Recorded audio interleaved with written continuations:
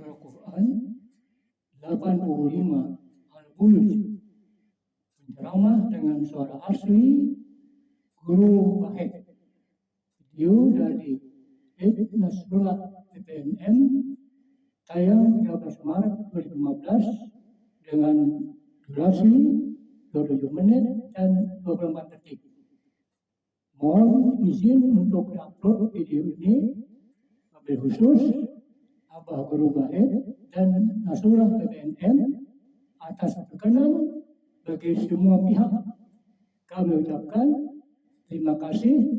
Assalamualaikum warahmatullahi wabarakatuh. Kita ikuti ceramah sampai selesai dan mudah-mudahan bermanfaat untuk semuanya. Amin amin amin.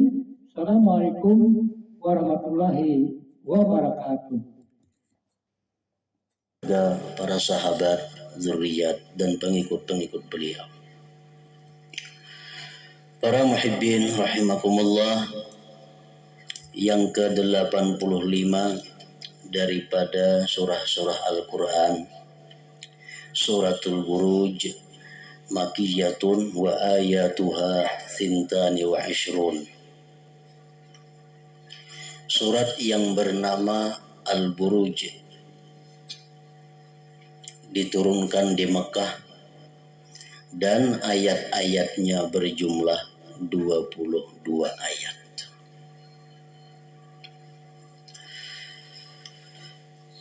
Al-Buruj artinya adalah kumpulan-kumpulan bintang. Sebagian daripada ulama tafsir mengatakan bahwa yang disebut dengan Al-Buruj itu adalah kumpulan bintang yang 12.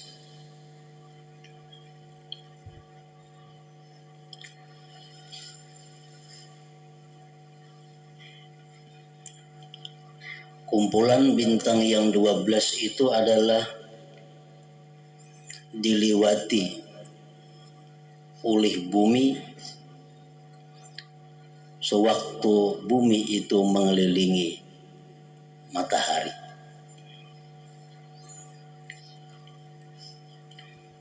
Bintang-bintang yang 12 itu sebagiannya ada yang disebut dengan Jadi, Hamal, Thawr, Qaus, Mizan.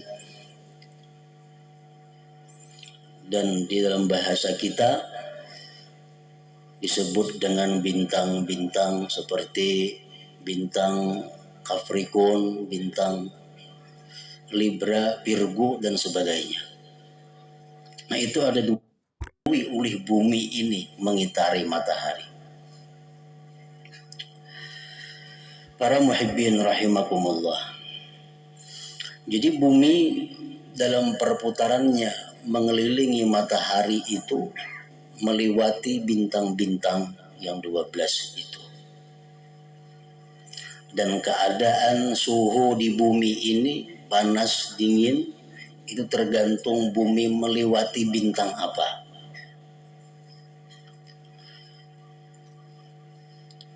Kalau bumi lewat di bintang ini, maka cuaca di bumi atau udara di bumi ini akan panas, sedang, dan dingin.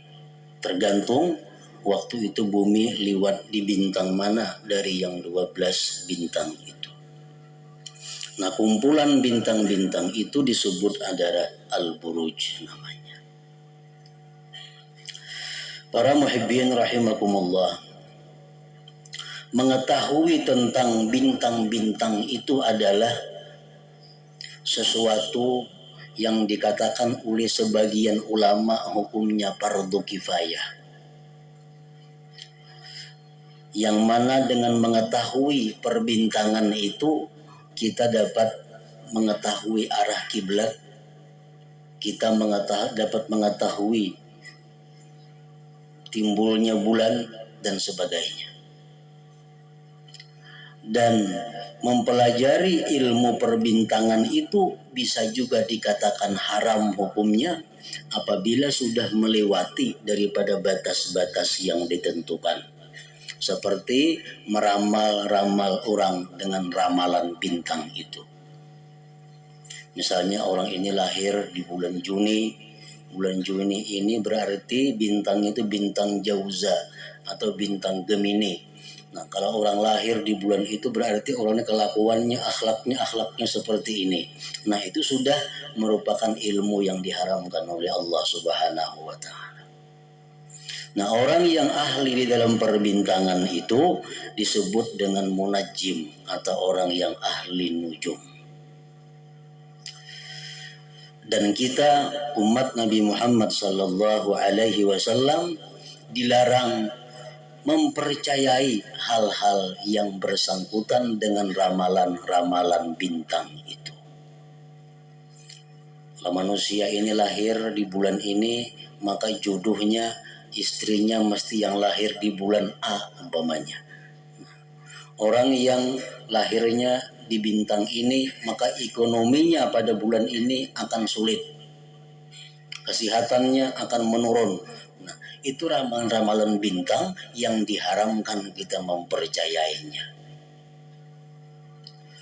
Rasulullah sallallahu alaihi wasallam bersabda, "Man saddaqa kahinan aw arrafan aw munajjima lam yuqbal lahu salatu arba'ina yauma." Barang siapa yang mempercayai kahina. Kahin itu orang yang menangguh sesuatu yang akan terjadi dengan melalui sahabat-sahabat jin. Kayak apa kaina mun aku berusaha ini baiklah kira-kira. Mun aku mendulang boleh hilah kaina. Minta tangguh. Arrafan itu orang yang mengetahui hal-hal yang telah lalu. Bisa orang kehilangan, orang keciciran, dapatlah kira-kira barangku itu. Nah, itu arrafan. Au munajjiman atau mempercayai ahli-ahli perbintangan tadi.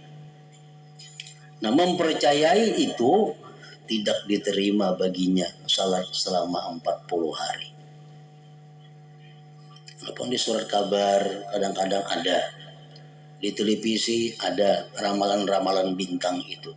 Nah, sedikit pun itu jangan dipercayai. Bila kita mempercayai, itu akan merusak diri kita, merusak iman kita kepada Allah Subhanahu wa Ta'ala.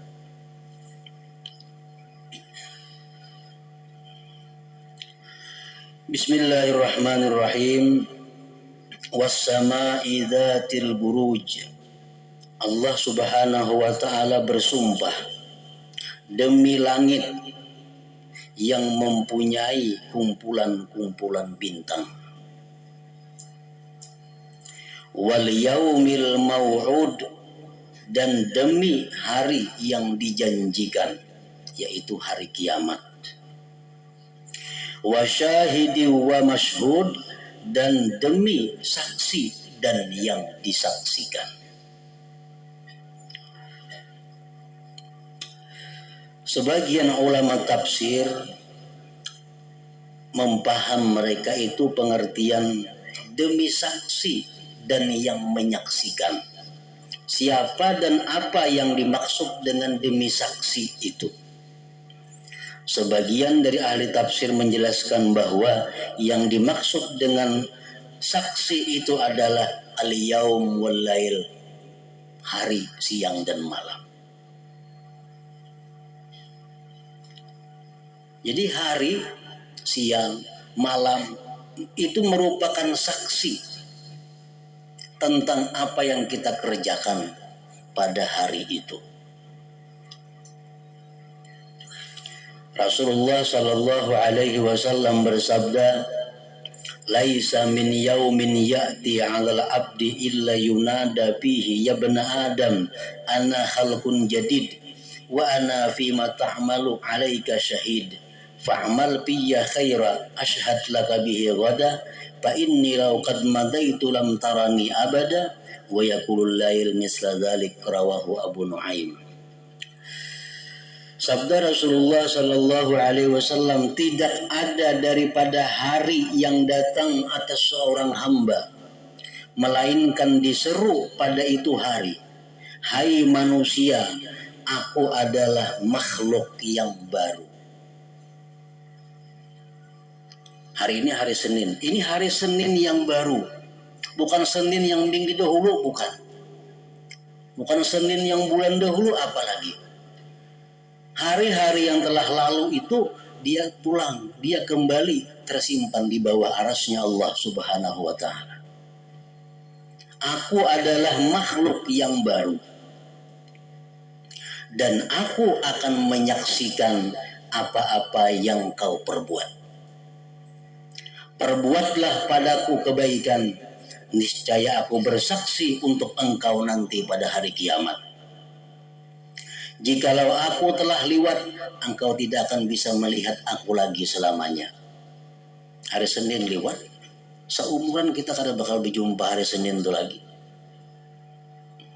Dan malam pun berkata seperti itu. Nah, para muhibbin rahimakumullah, Allah Subhanahu wa ta'ala bersumpah dengan hari. Para salafus salihin, orang-orang salih yang terdahulu, apabila mereka pernah melakukan sesuatu yang tidak disenangi Allah, misalnya pada hari Selasa, mereka memperbuat sesuatu yang dimurkai Allah atau dibenci Allah. Nah, setiap hari Selasa mereka itu sedih. Karena pada hari Selasa yang dulu pernah melakukan hal-hal yang dilarang oleh Allah Subhanahu wa ta'ala. Sedihnya apa?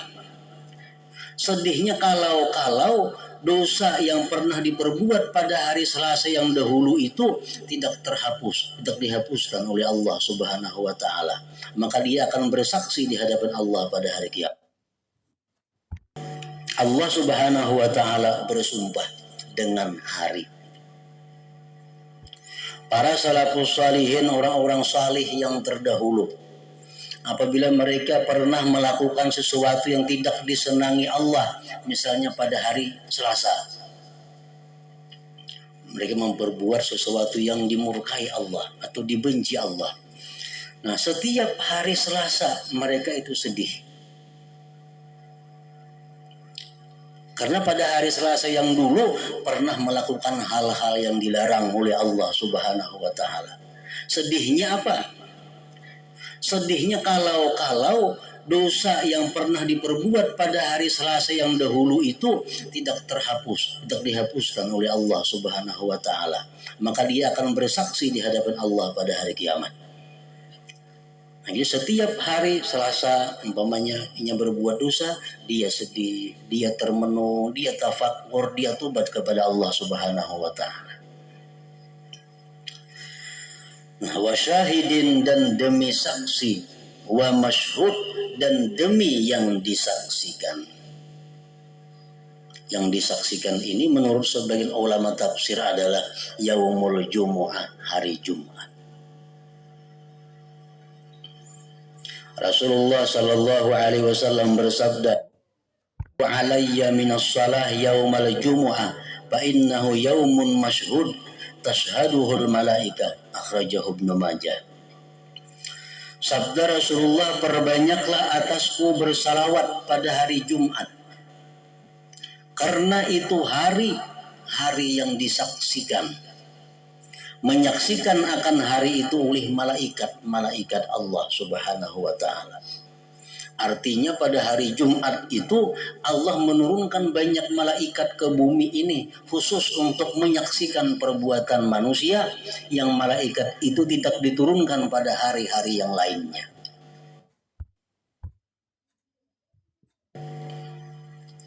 Makanya itu orang yang beriman yang mati pada hari Jumat, dia akan selamat daripada fitnah kubur. Asal beriman. Orang yang beriman mati hari Jumat dapat kemuliaan karena kematiannya disaksikan oleh para malaikat itu. Rasulullah SAW bersabda, "Kullu amalin ya'maluhul insan yaumal jumu'ah yuktabu lahu sab'ina hasanah." Rawahu Tabarani. Tiap-tiap amal yang dilakukan oleh manusia pada hari Jumat maka ditulis sebagai 70 kebaikan. Kenapa? Karena pada hari Jumat itu amal ibadah kita disaksikan oleh para malaikat khusus yang diturunkan oleh Allah Subhanahu wa taala yang tidak turun pada hari-hari yang lainnya. Nah, alangkah hinanya, alangkah rendahnya kalau kita berbuat maksiat pada hari Jumat itu. Kita akan disaksikan oleh banyak malaikat sewaktu kita maksiat, kita menentang, kita tidak taat kepada Allah Subhanahu wa taala.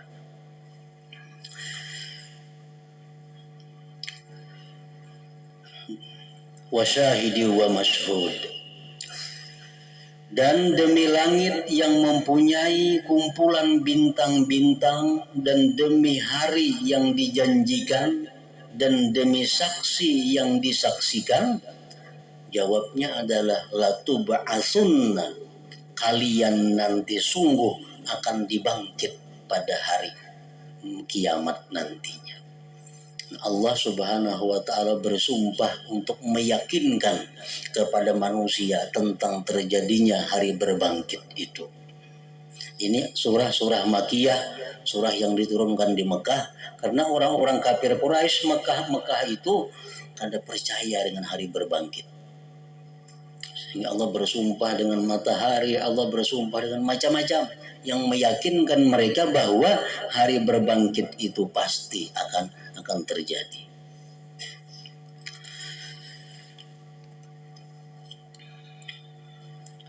Qutila ashabul ukhdud an-nari zatil waqud idhum 'alaiha qu'ud wa hum 'ala ma yaf'aluna bil mu'minina syuhud.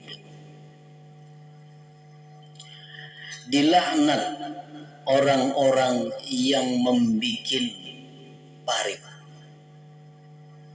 Ini kejadian sebelum zaman Nabi kita sallallahu alaihi wasallam. Yang mana api dinyalakan di dalam parit itu. Sedangkan mereka duduk di sekitar parit itu. Dan mereka menyaksikan bagaimana orang-orang yang beriman dimasukkan ke dalam parit yang bernyala itu.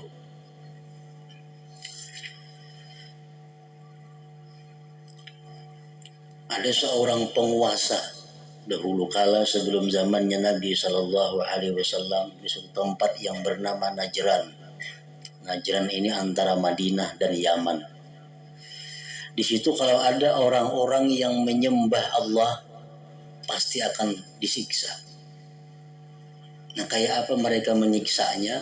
Mereka bikin parit, dinyalakan api di dalam parit itu. Mereka dudukan di sekitar parit itu. Kalau ada orang lewat, orang itu menyembah Allah dan kada mau menyembah berhala, masuk ke dalam parit. Nah, Allah Subhanahu wa taala menjelaskan di dalam ayat ini, mereka itu adalah orang-orang yang terkutuk, orang-orang yang terlaknat. Wa ma naqamu minhum illa ay yu'minu billahil azizil hamid. Dan mereka tidak menyiksa daripada orang yang beriman itu, melainkan karena mereka beriman dengan Allah yang maha mulia dan terpuji. Bila beriman kepada Allah, masuk parit. Alladzi lahu mulkus samawati wal ard wallahu ala kulli syai'in syahid. Yang bagi Allah itu kerajaan langit dan bumi, dan Allah atas tiap-tiap sesuatu itu menyaksikan. Innal ladzina fatanul mu'minina wal mu'minat thumma lam yatubu falahum adzabu jahannam wa lahum adzabul hariq. Sesungguhnya orang-orang yang menganiaya orang-orang yang beriman, baik mukmin laki-laki atau mukmin perempuan, karena mereka menjalankan perintah Allah, kemudian mereka tidak tobat, maka bagi mereka azab jahannam dan bagi mereka azab yang membakar. Nah, di sini Allah Subhanahu wa taala mengingatkan kepada orang-orang yang mengganggu kepada orang-orang yang menganiaya terhadap orang-orang beriman, yang mana mereka itu ingin menjalankan perintah Allah Subhanahu wa Ta'ala, yang mana mereka itu ingin menegakkan kebenaran di permukaan bumi ini. Siapa-siapa yang menghalangi mereka beribadah, siapa yang menghalangi mereka bertakwa kepada Allah, Allah mengancam mereka dengan azab jahannam yang membakar itu. Para muhibbin rahimakumullah, tercatat di dalam sejarah kita Masyitah, seorang perempuan di zamannya Fir'aun. Dia menyembah Allah. Dia dianiaya, bahkan sempat terbunuh. Karena Masyitah ini mempertahankan keimanannya kepada Allah Subhanahu wa Ta'ala. Nah, orang seperti Fir'aun itu termasuk dalam ayat ini, innallazina fatanul mu'minina wal mu'minat. Dia mengganggu, menghalangi orang yang ingin beribadah. Di zaman Rasulullah Sallallahu Alaihi Wasallam disebutkan salah seorang syahid yang bernama Yasir, bapaknya daripada Ammar. Yasir seorang laki-laki tua yang miskin. Dia dipaksa untuk meninggalkan imannya. Dia dihukum untuk kembali kepada agama yang dahulu, meninggalkan Islam. Tapi Yasir tetap bertahan sampai dia akhirnya mati syahid. Istri Yasir yang bernama Sumayyah, perempuan tua ini merupakan perempuan pertama yang gugur sebagai syahid di dalam Islam. Ini perempuan tua disiksa, ditumbak perutnya karena mempertahankan imannya. Nah, orang-orang yang mengganggu itu disebutkan oleh Allah Subhanahu wa Ta'ala dengan kalimat innalladzina fatanul mu'minin wal mu'minat. Oleh para ulama tafsir disebutkan bahwa termasuk di dalam ayat ini adalah orang-orang tua yang menghalangi anaknya untuk menjalankan perintah Allah. Anaknya hendak taat kepada Allah diganggu, anaknya menjalankan syariat Allah ditangati, anaknya hendak sekolah agama ditangati, termasuk dalam ayat innalladzina fatanul mu'minin wal mu'minat. Termasuk dalam ayat ini pula seorang suami yang melarang istrinya menjalankan hukum Allah Subhanahu wa Ta'ala. Istrinya ingin jadi orang yang taat kepada Allah, istrinya ingin jadi orang yang salihah, tapi suaminya menghalangi. Nah, suami itu pun termasuk dalam ayat ini. Demikian pula halnya pemerintah yang menghalangi rakyatnya menjalankan ibadah. Pemerintah yang menghalangi rakyatnya bertakwa kepada Allah, maka pemerintah itu pun termasuk dalam ayat innalladzina fatanul mu'minin wal mu'minat tsumma lam yatubu falahum adzabu jahannam walahum adzabul hariq. Nah, para muhibbin rahimakumullah, kita seorang rakyat wajib tunduk kepada ulil amar. Seorang anak wajib taat dan patuh kepada orang tuanya. Seorang istri wajib taat dan patuh kepada suaminya, selama apa yang diperintahkan mereka itu tidak bertentangan dengan hukum Allah Subhanahu wa Ta'ala.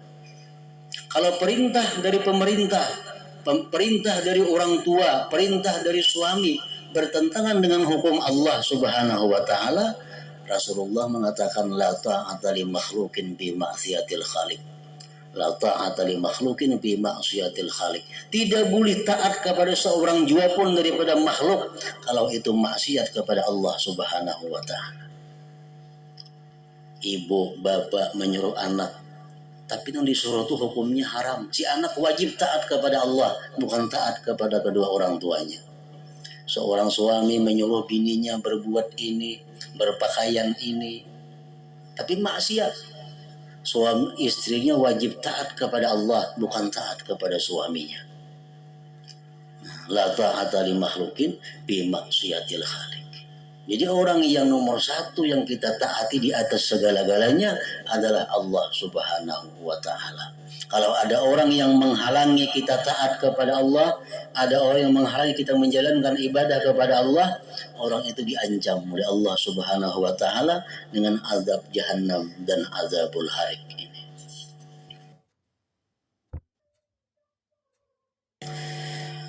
Para muhibbin rahimakumullah, selanjutnya surat At-Tariq yang ke-86. Ila hadratin Nabi sallallahu alaihi wasallam al-Fatihah. Iyyaka na'budu wa iyyaka nasta'in ihdinas siratal mustaqim.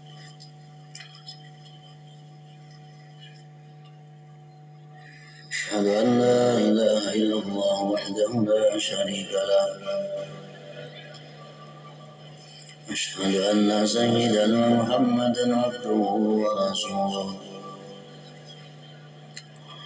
لا إله إلا الله نستغفر الله لا إله إلا الله نستغفر الله لا إله إلا الله